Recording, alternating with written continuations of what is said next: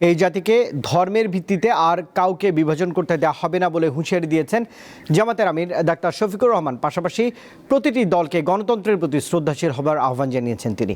ঢাকার দোহারে নির্বাচনী জনসভায় এসব কথা বলেছেন জামাত আমির।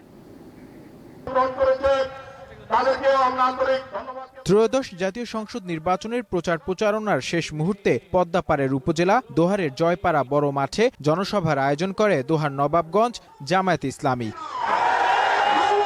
জনসভা সন্ধ্যায় হওয়ার কথা থাকলেও দুপুরের পর থেকেই জনসভা স্থলে আসতে শুরু করেন নেতাকর্মী সমর্থকরা। নারীদের উপস্থিতিও ছিল চোখে পড়ার মতো। রাত ৮টার দিকে জনসভায় যোগ দেন জামায়াতের আমির ডাক্তার শফিকুর রহমান।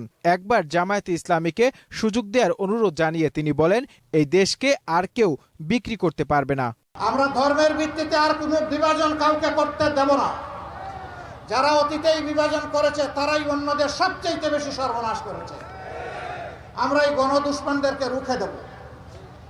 আমরা সবাই মিলেমিশে সৌহার্দ্য, সম্পৃক্তি, ভ্রাতৃত্বের ভিতরে ইনশাআল্লাহ একটা ঐক্যবদ্ধ বাংলাদেশ গড়ে তুলতে চাই। নির্বাচনকে সামনে রেখে প্রতিটি দলের গণতন্ত্রের প্রতি শ্রদ্ধাশীল হওয়া উচিত বলেও মনে করেন তিনি।